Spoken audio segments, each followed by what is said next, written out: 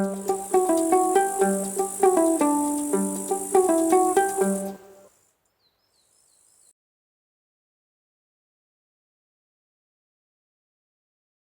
morning, everyone, and welcome to the second live roundtable hosted as part of the European research project Land Support. My name is Joe Dodson, and I'm hosting today's talk on behalf of the Land Support partner Action. Thank you very much for joining us. So the focus of today's roundtable is to provide an insight into the experiences with modeling agricultural production, with focuses on the ARMOSA model developed through the years by the University of Milan in collaboration with ISAF, as well as a viticulture tool developed in the context of the Land Support project. And on that note, just to briefly set the scene for those not familiar with the project, Land Support stands for Development of Integrated Web-Based Land Decision Support System, aiming towards the implementation of policies for agriculture and environment. Our speakers will, of course, tell us more about all of this, so I would like to introduce them now. Joining us, we have Associate Professor Alessia Perego from the University of Milan. Good morning, everyone. Thank you. Stefano Brenna from ISAF, the Regional Agency for Agricultural and Forestry Services for the Lombardia region. Thank you. And Dr. Antonello Bonfante from the CNR ISAFOM Institute for Agricultural and Forest Systems in the Mediterranean. Hi. Thank you all very much for joining us today. Before we start, just a quick note to our audience. If you have any questions for our panel, you can put them in the chat box next to the live stream here, specifying who the question is for, and we will come to them at the end of the session. So, to get us started, Stefano, could you please tell us a bit more about ISAF, its roles and responsibilities? Yes, of course. Thank you very much. First of all, I'm really pleased to be here with you today. Land Support, I think, is a very interesting project, also for us and for our aims. So I have been working at ESAF for 35 years till now, more or less, and ESAF is the regional agency for agriculture and forests of Lombardy in the northern part of Italy. So we are a technical agency mainly addressed to support the Lombardy regional government for the implementation of European Union directives and regulations concerning agriculture. And also another main task for us is to carry out technical activity to support the improvement of soil management practices. In particular, we act as a Lombardy soil surveyor, so we are dealing with all soil issues. So from soil survey and mapping to soil information system implementation, and especially in this last period, in last years, we work on assessment and improvement of soil management practices with respect to our agricultural system that are mainly based on livestock sector. Okay, thanks. And talking about systems, so the ARMOSA model was developed thanks to a fruitful collaboration over several years between ISAF and the University of Milan. Can you tell us more about this collaboration? How it started and why, and how it's evolved over the years. Oh, your microphone, sorry. Sorry. ARMOSA was at the beginning and still is a project, I would say a program maybe, started almost 20 years ago, around 2003, 2004, more or less. And at the beginning, the acronym of this project, ARMOSA, means in Italian, means more or less setting up of an agricultural soil monitoring system. Because at that time, our activity, the activity of my agency, gradually shifted from soil survey and mapping that were the main task at that time to soil monitoring and assessment of soil management practices. So going on this way, our focus, the focus of our activities will be addressed mainly on water and nutrients dynamics through the soil, especially with respect to nitrogen dynamic, related to water dynamic, because these two issues are the main issues probably related to the agriculture, especially where livestock sector is relevant, as it is in Lombardy, with respect to the potential impact of agriculture on quality of water and also of air. Then the focus was always on crop growth and yields, biomass production, because we should also always consider that the agriculture sector, the Lombardy agriculture, is characterized by the high productive agricultural productive systems with high yields, and sustainability of this system is based in any case on the high possibility to maintain a high level of production from agricultural fields. More recently, the interest, our attention was addressed also to soil organic carbon stock and its variation over the time. And this issue is related to climate change problems, and also that are becoming more and more important, and are more and more important within also the strategies and the policies of the European Union that are reflecting on the strategies and the application of these policies at a regional level. So in this context, in this general context, the passage to a model was, I don't know how I can say, almost natural probably natural, but it was also easy and concretely possible thanks to the collaboration of the University of Milan. And of course, in the first period, especially when we were focused on the investigation of physical and hydrological properties of soil and correlation with nitrogen dynamic, also with the Naples University, Fabio Terribile group, and also Angelo Basile and the group of the National Research Center of Italy. So I can say that at that time, ASAF and me, we were lucky to meet them, Marco, and then over the time his group. And we started the work together, and we still work together.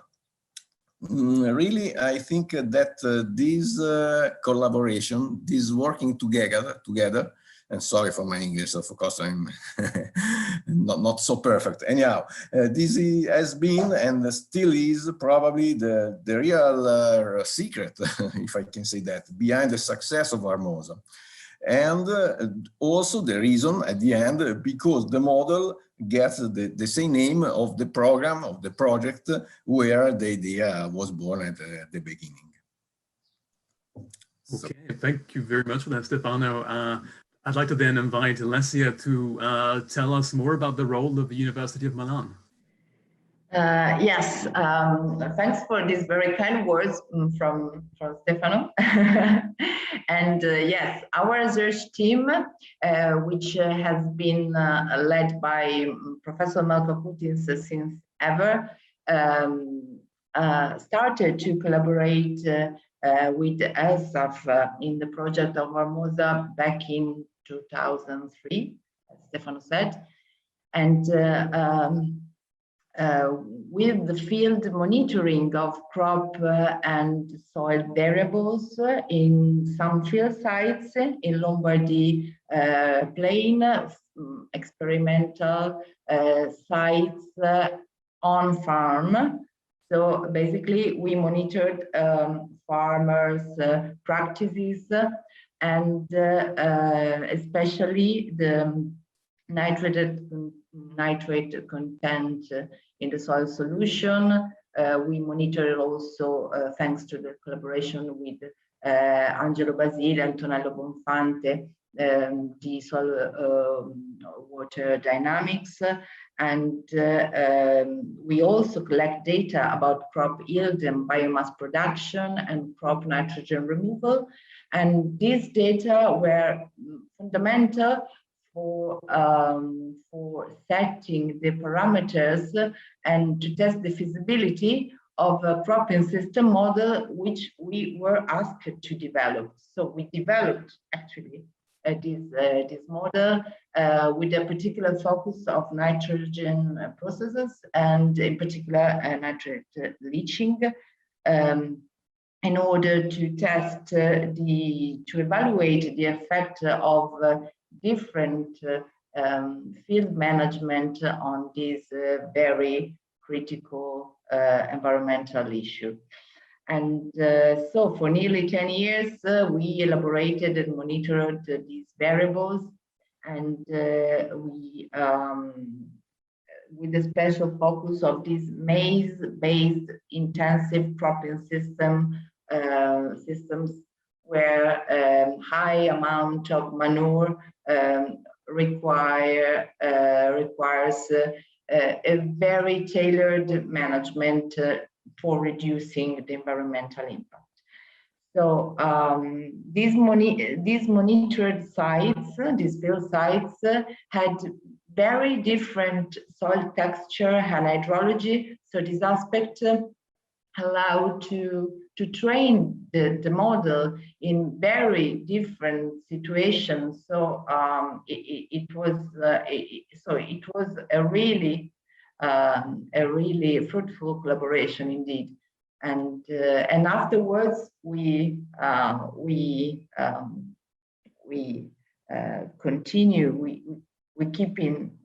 kept in touch and collaborate in other projects.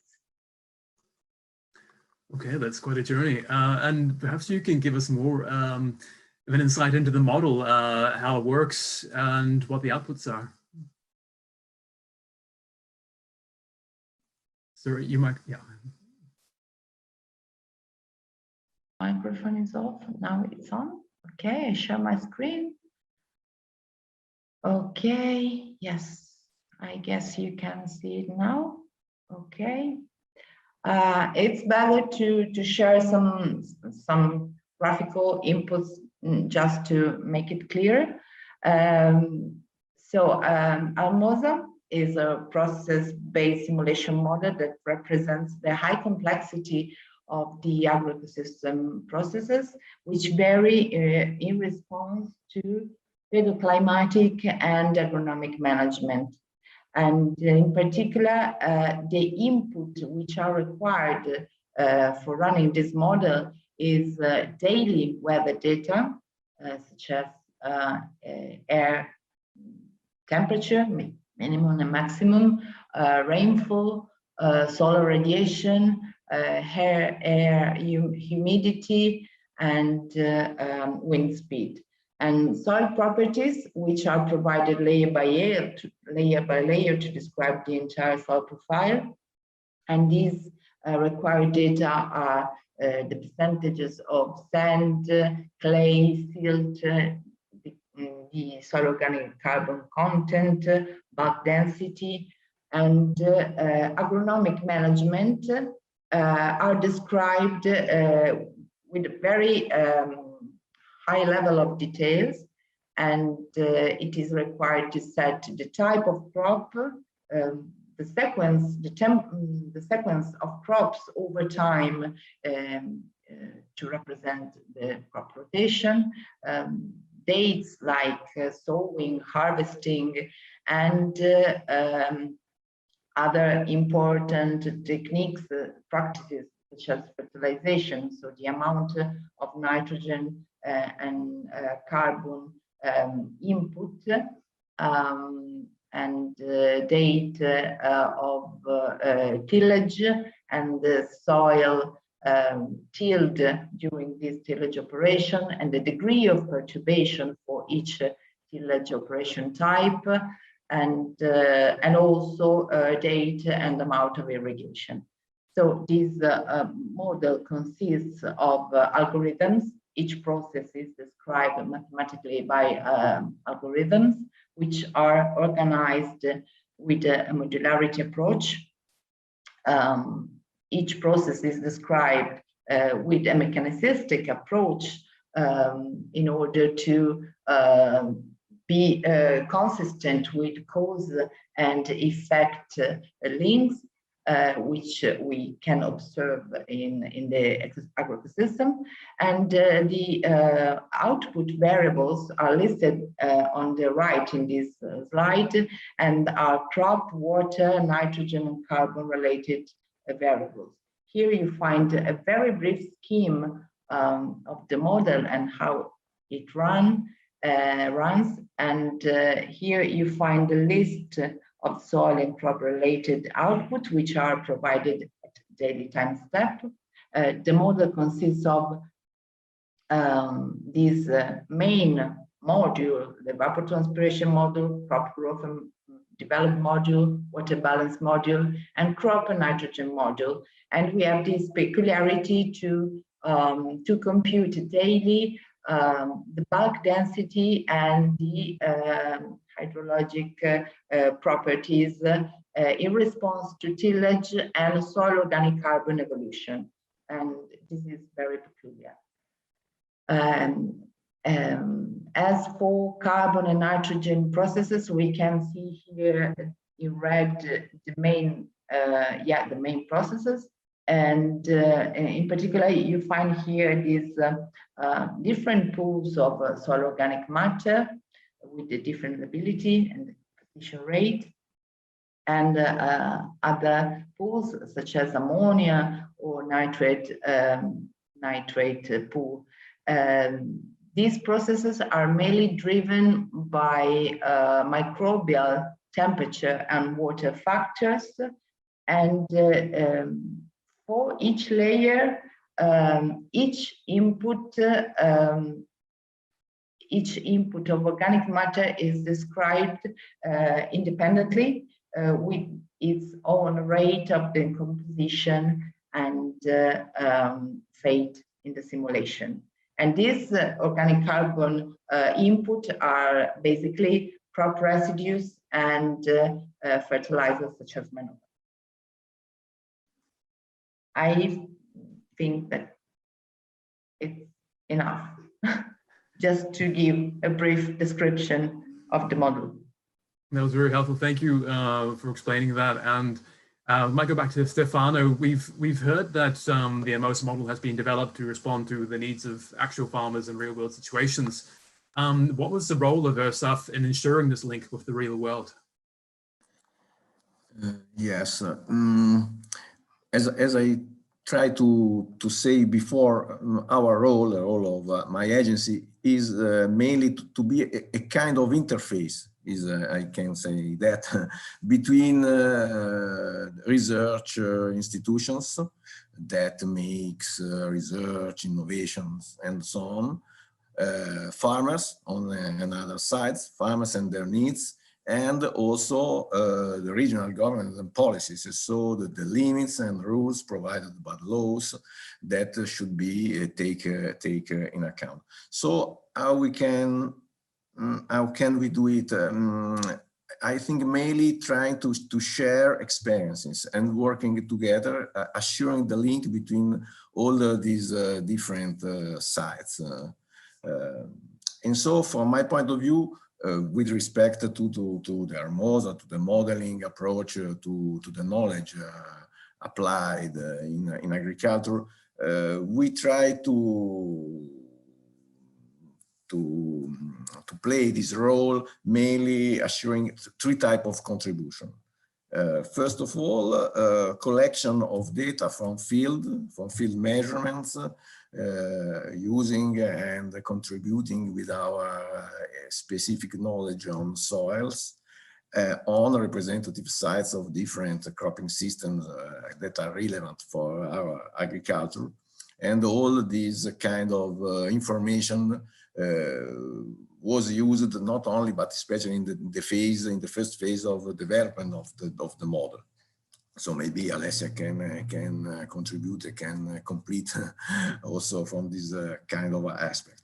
Then supporting the university in setting up the model. That in my mind it means model calibration in general terms. So it means that assuring that the models are really able to simulate conditions that are concretely occur in the farms, in our farms, in our case, of course. And at the end of the process, in testing simulation results and their reliability and replicability. So the possibility to use and spreading the information for the whole agricultural sector. That means especially assessing results and comparing results with the real experiences coming from the field, from the soil knowledge to the soil investigation, and also from the farms characteristics and farms data and investigation. So we try to complete the process with this kind of aspects that are complementary to the development of models that are absolutely important, in my opinion, in analyzing and assessing practices and improvement, and getting farmers able to improve their practices. Okay, and how is URSAF using the model today? Oop, the microphone, sorry. Sorry, always the microphone. So at the beginning, but still now, the model is ARMOSA, and the ARMOSA project and the ARMOSA model is mainly used to support the implementation of nitrates directive in the Lombardy region, and also in the North Italy, more in general.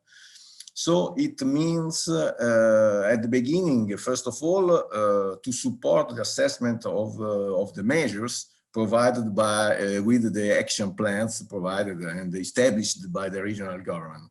So assess the assessment of their performance from agronomic and environment point of view with respect to the possibility to reduce the impact on water quality in particular. Then in a kind of ex post phase, the assessment of the results achieved through the implementation of action plans. It means also the spatialized application of the model with respect to the whole territory of Lombardy to analyze which kind of effect had the measures provided with the laws. And then ARMOSA had absolutely relevant importance in providing the scientific support to the request of derogation in Lombardy and North Italy. So to assess the sustainability of fertilization practices based on more nitrogen from manure supplied to crops with respect to the limitation provided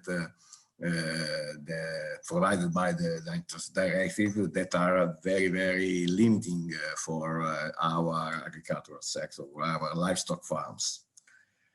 Then, more in general, the ARMOSA is utilized to make scenario analysis to support the definition of strategies for the development of agricultural sector at the Lombardy level, at the regional level, and also has been acting as a kind of engine of first attempt, if I can say that, of decision support system, decision support tool developed for used by advisors or by technicians, farmers, to draw up sustainable fertilization plans, taking account specific cropping system, farming system and characteristic of farms, pedoclimatic conditions that are very different also in a relatively small area like Lombardy, and also the respect of rules established by the action plan. And I think maybe this is what land support land support represents the evolution of this kind of approach, and so we are absolutely interested in the development, the further development of the application of ARMOSA.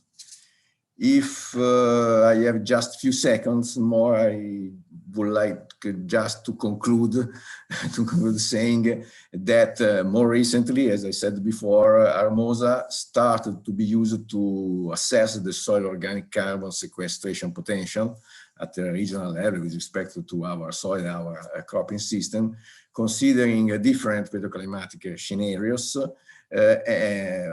especially climatic scenarios, not only current climatic scenarios, but also future climatic scenarios, and different soil management practices. So those results have been used to assess the impact of rural development plans, for example, in Lombardy, in the frame of the European Union climatic strategies that currently is one of the main points of interest for agriculture, and where the contribution of agriculture is now more and more requested.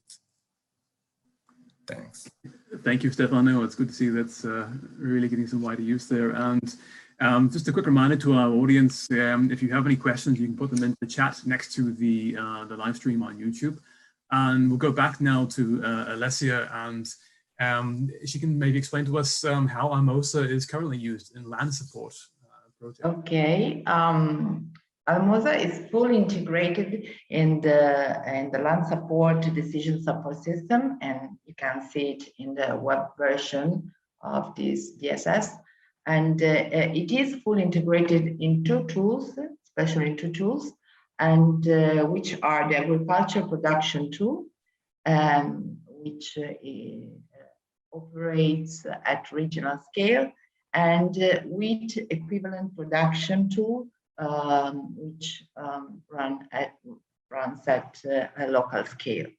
So these tools are dynamically linked to ARMOSA that simulates on the fly the crop and soil variables in the region of interest, which is defined by the user.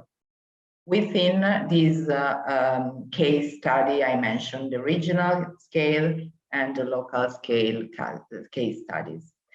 So I share my screen, maybe it's easier for following this information.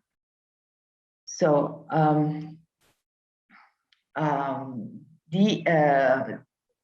here you find the way, I mean, a possible region of interest within this Markfeld case study, this basin in Austria, which is an agriculture area, a very intensive agriculture area. And this tool, this agriculture production tool, is targeted to farmers consortia and also public authorities, for instance, administrative regions, like, for instance, Stefano, for Lombardy. And it is targeted to whom is interested in the quantification of the current crop production and all the possible suitable alternatives and in terms of production, but also in terms of environmental impact, namely nitrate leaching and soil organic carbon sequestration, in contrasting field management options. So in what-if scenarios, basically. So a potential user can be, for instance, a farmer who is interested in verifying the possible change of production and environmental impact by switching from conventional techniques, field management techniques, to conservation techniques, for instance. So after defining this region of interest, the user, so the farmers, for instance, can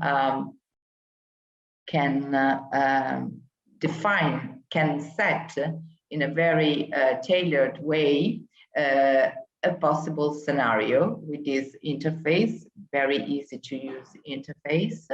So the user can, with these drop-down list boxes, can define the region of interest, the start of the date of the simulation, the end of the course, and especially can define the crop rotation he or she is interested in. And these rotations were defined according to the current production we verified in this region, and we add some optimized crop rotations according to the viability of these practices in these peculiar area. And you can, as you can see here, also for irrigation, fertilization, and tillage, you have options. So you can combine these techniques and you can have different scenarios. And the outputs are crop yield for each crop and for each year of this crop over the simulation. And for instance, here you find this result of a winter wheat in Markfeld in a given region of interest, and you can see different colors according to this legend, and different colors are given for the different type of soils. And for this type of soils, you have also, in this current situation, also the nitrate leaching with a certain amount of discharge to groundwater table, and also for each kind of soil. And you have also the evolution in over time of the soil organic carbon stock in the 30 centimeter topsoil layer. So basically, in a unique run, you get many outputs, and running two scenarios one after the others, you can easily, with these very nice maps, you can compare two scenarios in terms of productivity and environmental impact. And also the other two in which ARMOSA is linked is the wheat equivalent production tool. And so this tool basically simulates the grain yield expressed as tons per hectare of wheat, as this wheat equivalent production is a consolidated indicator for the assessment of the production of the productivity of a given area, as given that wheat, either winter or dew wheat, is the most grown field crop in Europe. So the potential production is recognized to have an important role, and is an important ecosystem service, as the biomass production through photosynthesis is responsible for soil carbon sequestration, responsible of atmospheric carbon sequestration, and so in turn climate mitigation. So for these local case studies, we get these maps and these results of the production of wheat. This estimation with ARMOSA also allowed for the economic estimation of the profitability of winter wheat production in these local case studies. Excellent. Thank you very much for that, Alessia. And so moving on after a bit of time on ARMOSA, we'll move to Antonello. And sorry for leaving you there, Antonello, to this point. Don't worry. And we should move to the viticulture tool specifically developed for the land support platform. And Antonello, could you tell us how this tool came about and why it was decided to be developed? Okay, I share my screen. Okay. You can see, I think. Okay, can you hear me? We have decided to develop this set of tools in viticulture on land support platform for several reasons. In the last decade, we have been dealing in viticulture. We have met the vine growers and heard their needs. And also we have worked on the impacts of climate change on terroir resilience and also on the viticultural system. And then we are to decision that we have to introduce in land support a tools able to support vine growers to face current global change, in particular climate change, with the idea to promote the resilience of current viticultural systems. Why is important to face this problem? Because viticulture is one of the most important agricultural sectors in Europe, with the production of 168 million hectoliters.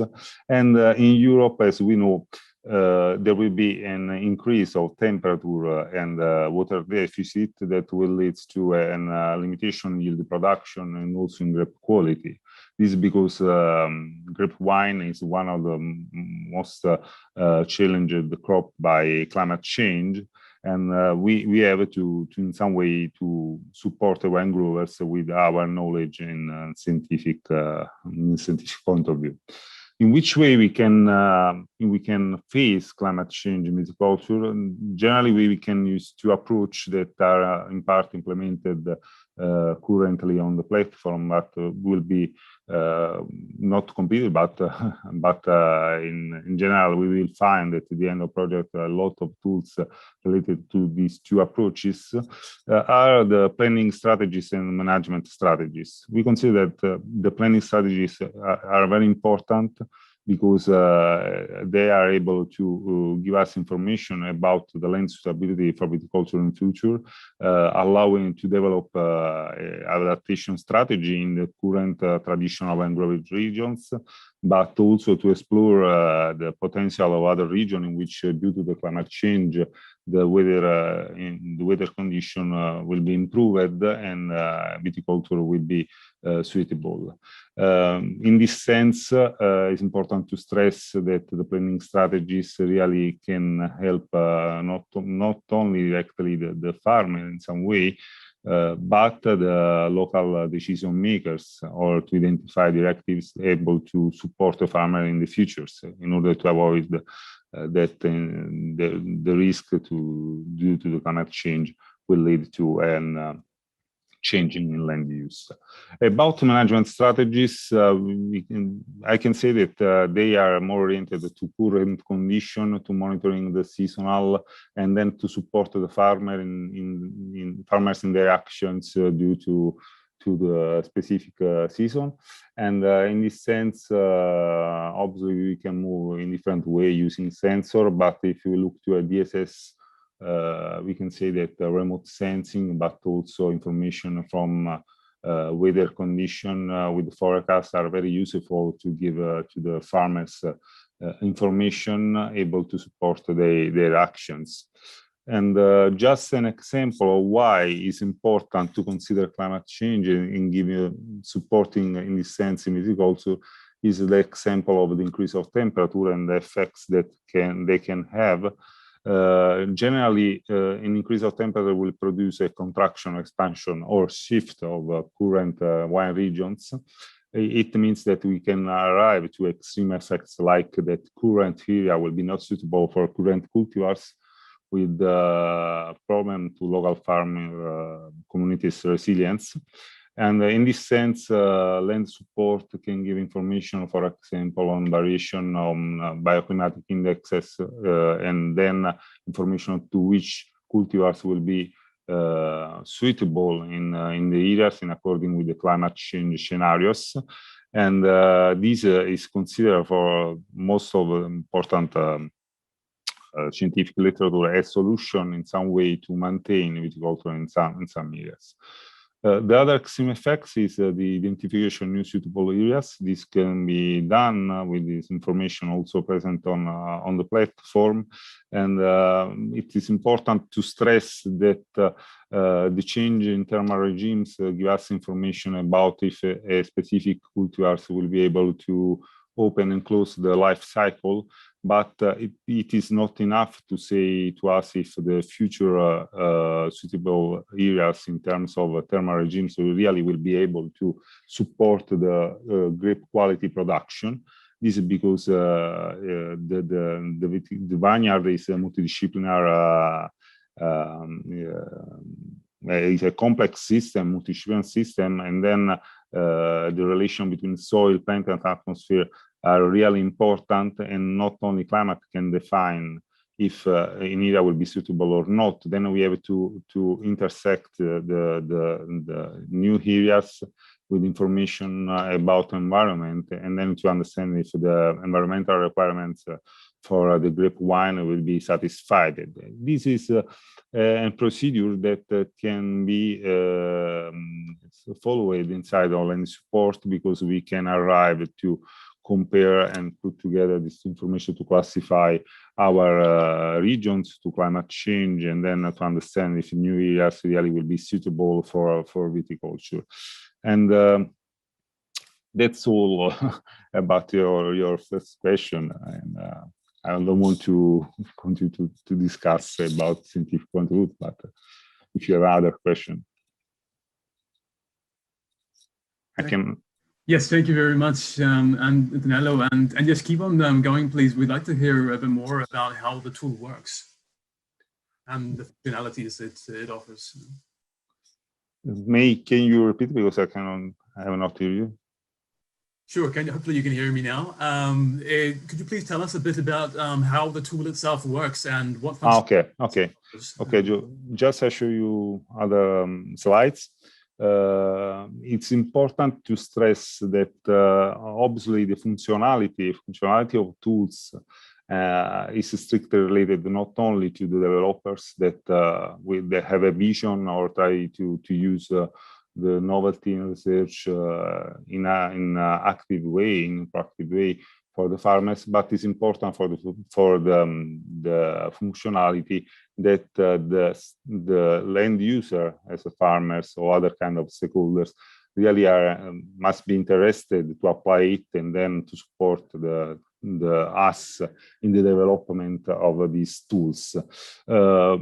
In the slide, you can see the platform that already Alessia has showed.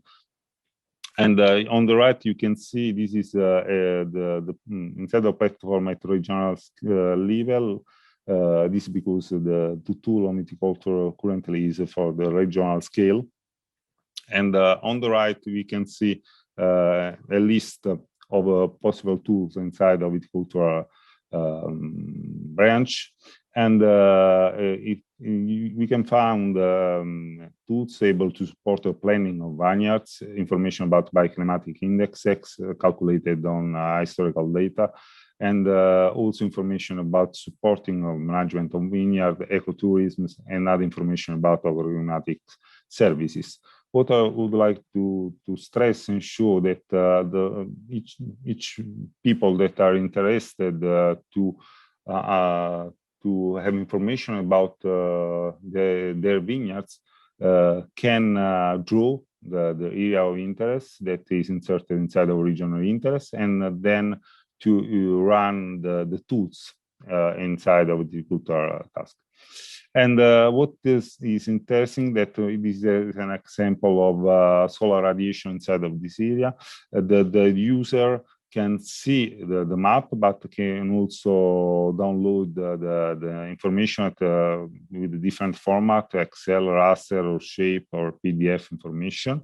What I found very interesting as tool that we have created inside the land support is a zonal viticultural zonal tool that is a zoning procedure based on the geomorphological aspect and soil variability of area.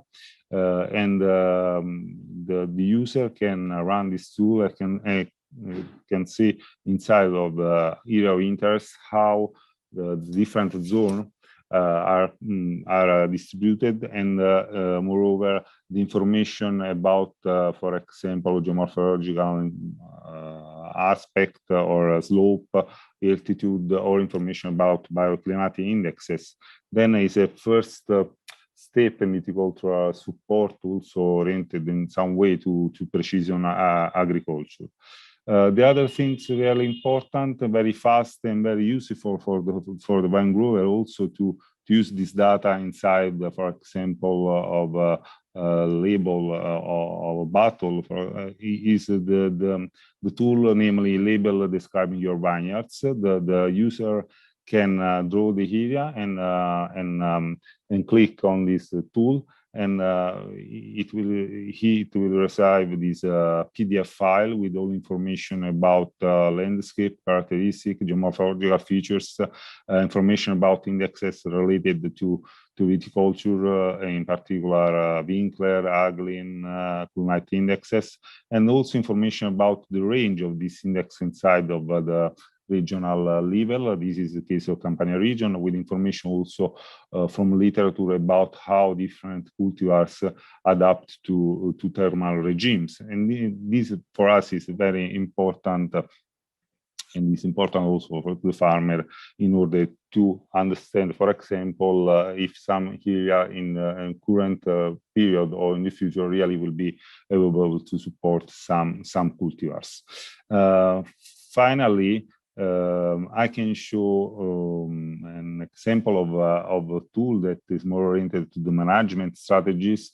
That is the agroclimatic information that allows the farmer to see in each area of interest, of regional interest, how, for example, rainfall, temperature, winds, trends move during the season with a forecast of 5 days. This was done on the Cosmo Labs time series, and it's a first step now implemented on the system to create more tools oriented to use this data and to support the action by the farmer.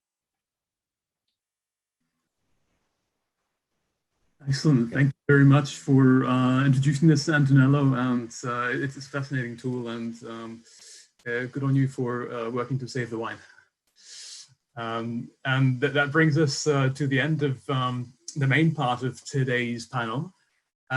We also received one question in the chat from Ibrahim, and the question is, does ARMOSA provide help with crop insurance as well?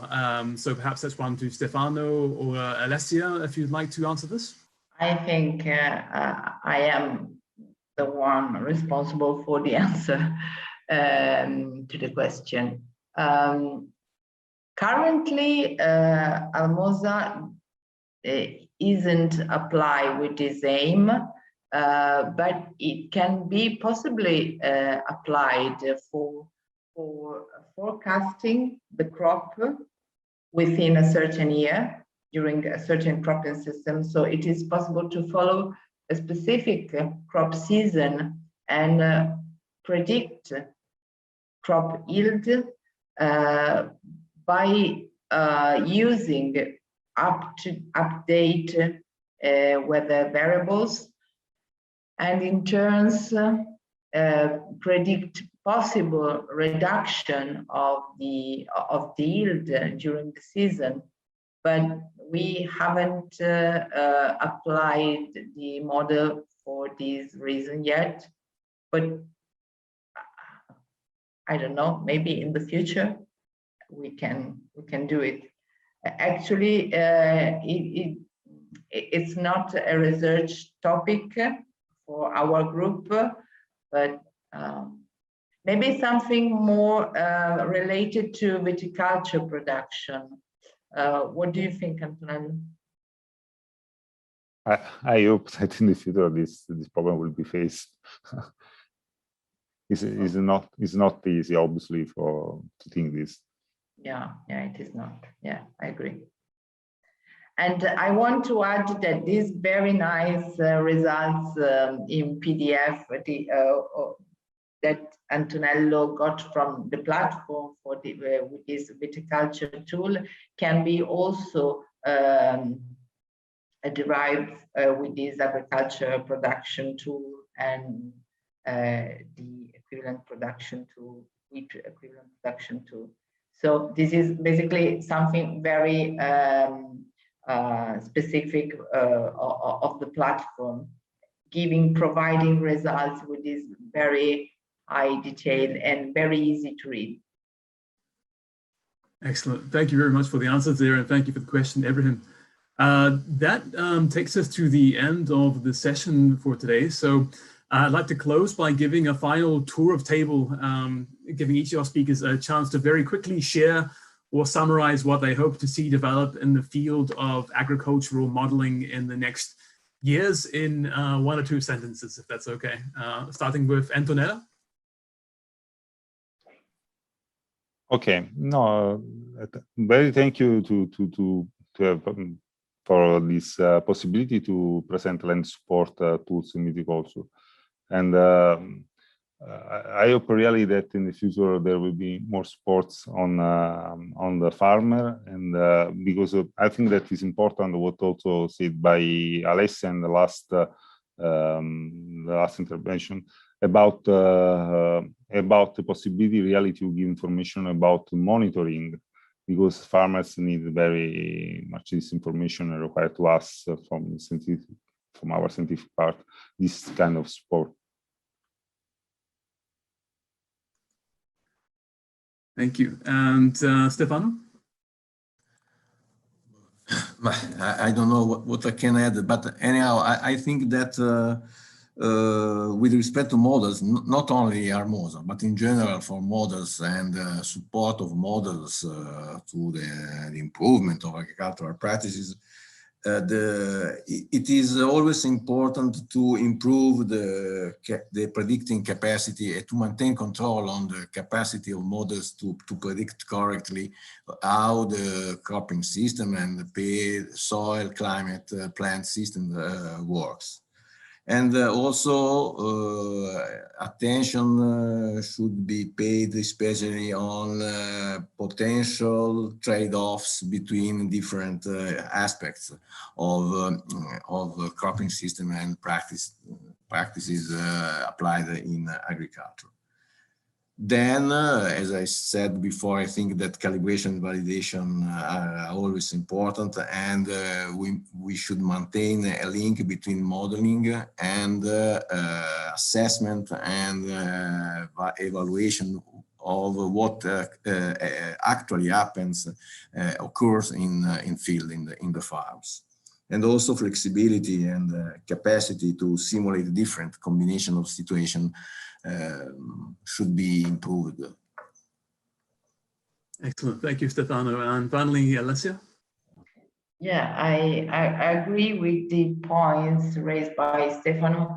Yeah, the prediction capability is something that we have to address constantly, and